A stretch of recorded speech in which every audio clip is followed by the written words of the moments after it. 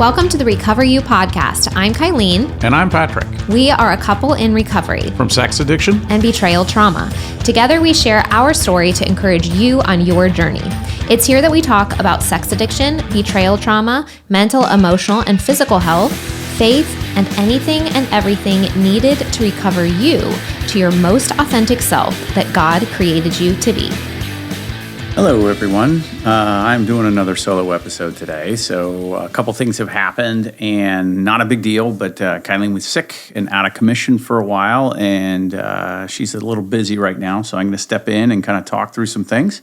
It more than likely won't be a very long podcast because that's just the way I roll, but I actually want to talk through the things that I love about recovery. Now, this is my list. This doesn't have to be your list. You may have different things, or you may seek out different things, but I think this is, after 5.5 years, this is what has come to my mind as the things that I really, really enjoy.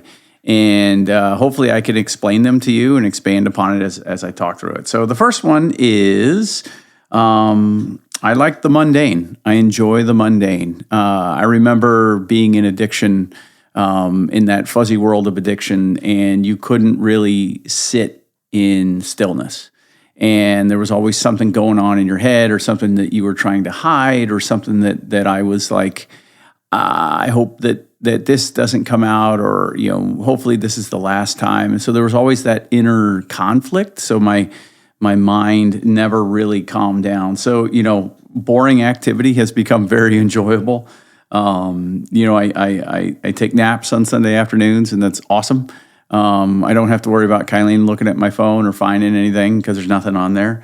Going to sleep early at night. I read a lot, and, having a drink, coming home at the end of the day, all these like just normal things, getting up in the morning and getting ready for work. And I remember this. I remember, being full of stress, before discovery, and, I would feel it deep inside of me. Like I was always, in some cases on a treadmill or on a hamster wheel, like moving, and worried about being discovered and all of these different things. And what I find today is that I can just move into the mundane, like drive to work and listen to a podcast. And I feel excited about that. And I get excited about going to work and saying hi and good morning to people in the morning. And I also get excited for when that moment, whenever that is, because when Kylene wakes up in the morning, the first thing she always does, well, I'm not sure if it's the first thing she always does, but it's the first thing I get from her is a little hand emoji, like she's waving. And, I look forward to that. And so those are just these little mundane things that that recovery has given me, and the enjoyment of that. And so I was actually thinking about this. We traveled to Colorado, me, Kylene, and Keegan, and we skied and hung out and stuff like that. But there was like a lot of families, there was moments where the three of us were just sitting there in the room, and maybe he was doing some homework or on his phone, or I was reading or on my phone, and Kylene the same thing, maybe communicating with clients, or just kind of sitting there. And I reflected, and I was like, this is what recovery gives you. And I remember thinking, that I didn't enjoy that before, even though I loved them very much, because of the massive amounts of conflict. And then once early discovery happened, I actually felt like that would never come. It was my deep belief that Kylene would leave, and that she should leave, and that Keegan, may hang out with me, or he may be disgusted by me, or whatever that is. But, I was sitting there, and I was reflecting in that moment as I looked around. I looked at Kylene and I looked at Keegan, and I was like, that was the joy of the mundane, to just sit here, no secrets, no conflict, just reconnection, and recovery has given me that. It's actually allowed the family to experience that. So, extends beyond me. So just having the day-to-day mundane activities back, with no worry or anxiety. I'm less reactive than I used to be. One of the things that I think I was really good at in my addiction and at hiding was my my outward reaction, but I would react internally. And there were a couple times when I did react outwardly where Kylene would be like, man, that's just out of character for you. But, part of it is I would shoulder massive amounts of anxiety or massive amounts of worry. And I wouldn't know how to communicate and let it off of my chest. But, what I've learned through the years is I can navigate through emotions much, much better. I had this is interesting. It probably lasted for about 5 or 6 days over the last week, but I actually had a feeling that Kylene didn't like me very much. And I don't know where it came from. I think it's just my old wound is that, I'm unlovable. And I think sometimes those things still come up. She didn't say anything that indicated to me that she didn't like me. She didn't shun me or not hold my hand or not hug me at night or anything like that. It was just my mind was kind of working and working and working.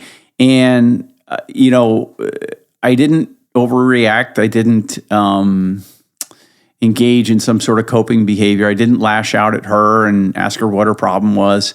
But I kept thinking about it, and I kept thinking about it. I was like, man, something's off. What is going on here? And I couldn't quite put my finger on the feeling either. The way I just defined it to you was not as clear as it was in my mind.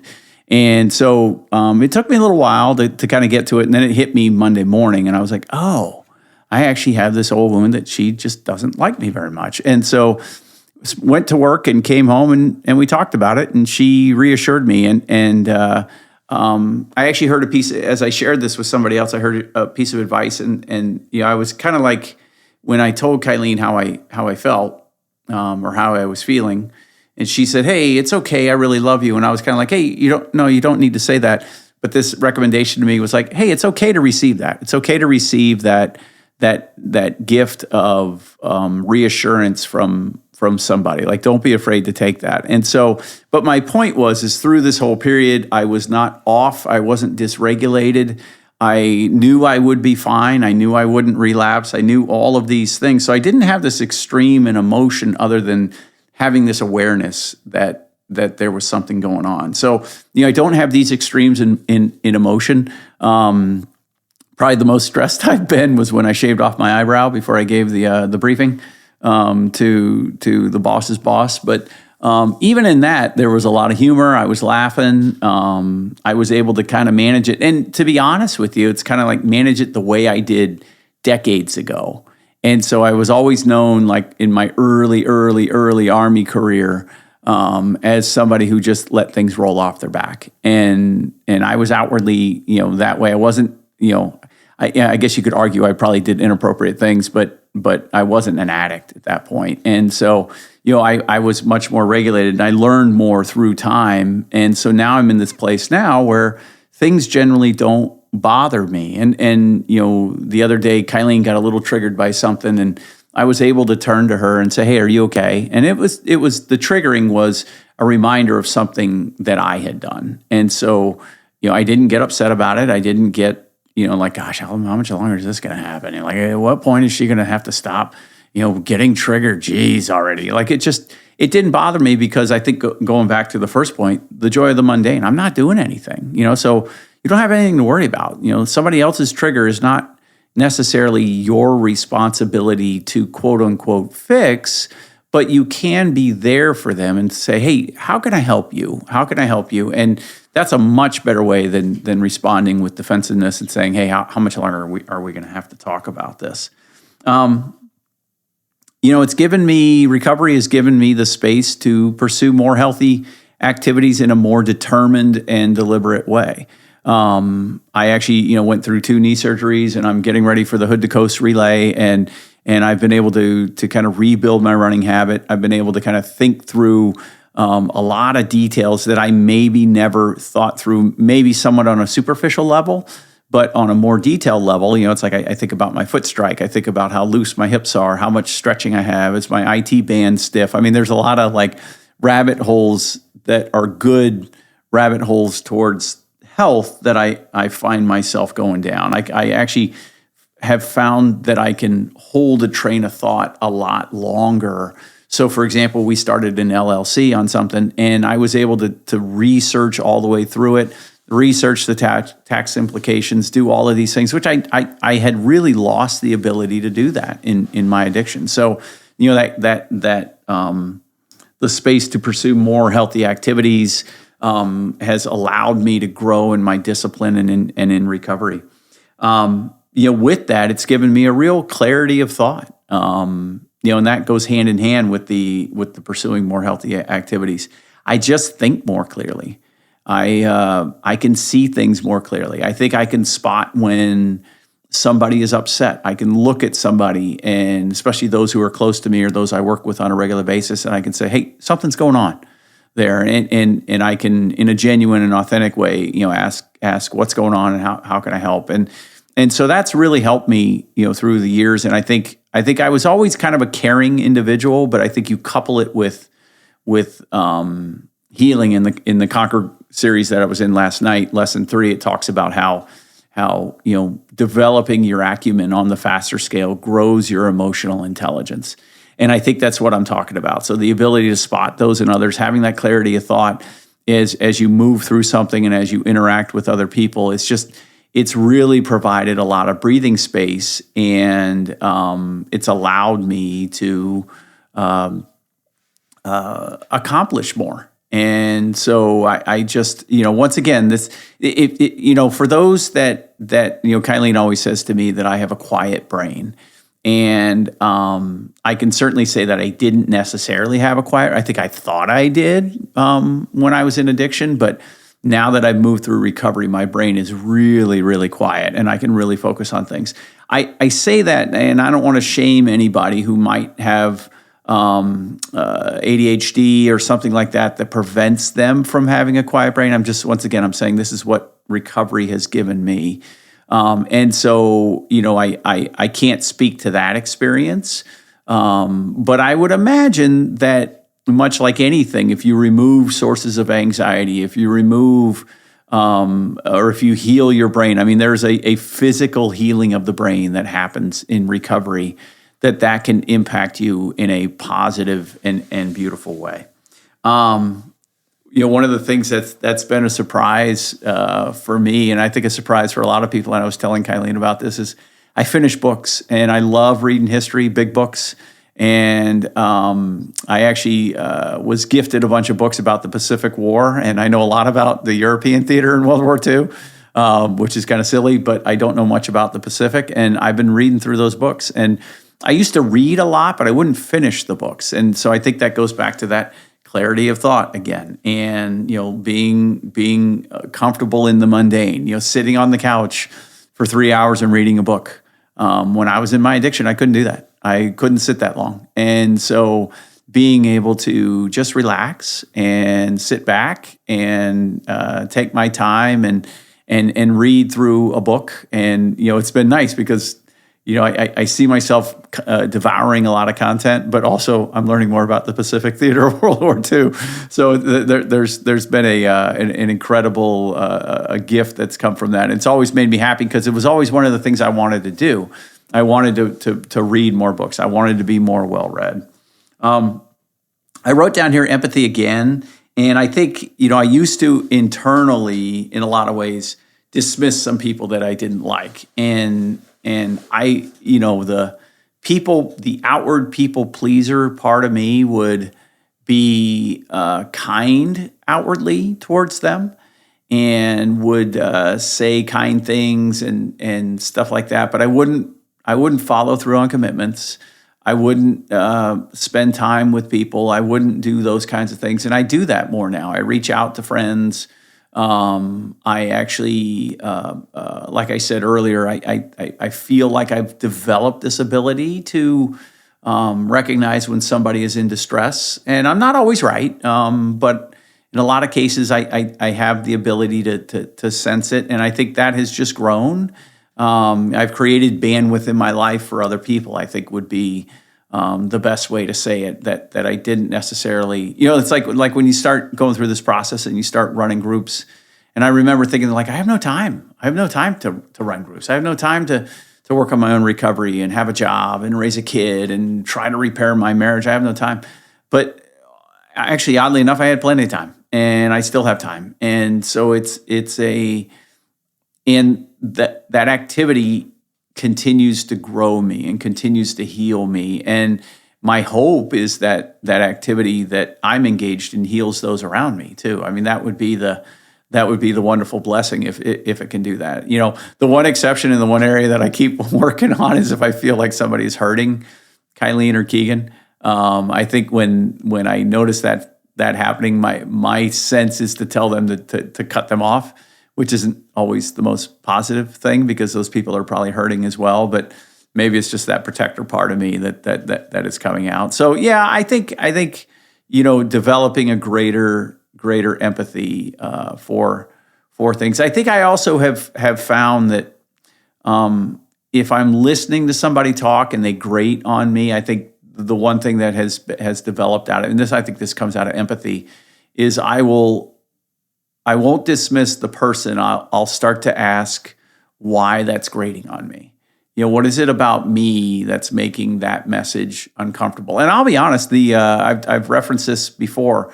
So the Lights On podcast by Carl Lenz, which I really, really like. I think his content is fantastic, and I've learned a lot from him. But early on, when I started to listen to him, a couple of years ago, he would kind of grate on me. I remember kind of thinking, oh, he's too cool for school, and he's kind of hip and that sort of thing. And the more I thought about it, it was really about my own, I still had some healing to do, because here was a guy who was showing up in authenticity. I mean, he's just known as being a public communicator. I'm not. And so, he and I were essentially saying the same things in a lot of ways. And it was just, I don't know if my own ego was preventing me from seeing him as somebody who was delivering great content. And so I think the one thing I did do is I said, well, stick it out and keep listening to him. And it really has become one of the podcasts that I really, really enjoy. And so anyway, so that was an instance where I had to sit in that and develop greater empathy for his story, because his story was, in a lot of ways, was no different than mine, and ours. I mean, he was a very successful guy that cheated on his wife, had addictions to pornography, and had a fall because of it, and had to rebuild his life and go through a healing process. I mean, it sounds like me and Kylene. Sounds like maybe a lot of you on the other side of the of the microphone. And there's nothing wrong with beginning to communicate through that process and in a healthy way. Learn and be able to help people through that process. So that's always a blessing. So, I'm sure there are more that I haven't picked up on. I will say, like, the one thing I feel like I've started to get to is I'm getting more physically healthy. And I think being in this space of pursuing and having clarity of thought has given me the ability to kind of think through that. That's been somewhat of a journey for me through this process. For the first 6-9 months, year and a half, you're just hanging on for dear life, and you're hopefully each day making small changes and having wins and victories and things like that. But then it starts to shift, and you do start to feel better, and you do start to recognize that the work that you're putting in, and it's hard, and there's times it doesn't feel like it's noticed, but the work that you're putting in starts to have an impact. And so, I would encourage all of you out there who are addicts and are early in recovery or going through the process, just continue to stay consistent and couple that with a large dose of humility. And if you can couple those two things together, I think you'll achieve things. And it'd be great to hear people's lists. What are the lists that recovery has given, or what is the one thing that you've started to notice about your life now that you're 30, 60, 90 days into recovery? And I hear it all the time in the groups. Guys will say some wonderful things that, hey, I used to feel this way, or I used to have this anger towards my parents, or my son and I never really got along, and now we get along. There's so many cool things that just come out of recovery that has nothing to do with not doing the behavior. It's about being a healed human And when you're healed, you're safe. And when you're safe, you can improve your relationships. And I think that's all I got for today. So I certainly missed having Kylene here, and I just want to wish you all the best. I know this process is hard, but I know each and every one of you has it in you to make it through the process and to be there for yourself. And just remember, you're worth it. And no matter what side you're on, you're worth living into a healed, safe world. So that's all I got for today. And I look forward to being on the next podcast. And thank you for taking the time to listen to me talk about the things that I love about recovery. So have a wonderful day. Thanks. Woohoo! If you're listening to this, it means you've made it through an entire episode. Part of recovery is spending time engaging in healing and self-growth activities. We are thankful that you chose our podcast to be one of those activities today. Make sure you reward yourself for that accomplishment. If you've enjoyed this episode or this podcast, we would love to hear from you. Please take just a few moments to leave a rating and review, letting us know your experience with Recover You. We not only love hearing how these episodes are helpful, but ratings and reviews help others just like you who are searching for recovery information and support find the podcast too. We can't wait to hear from you. See you next week.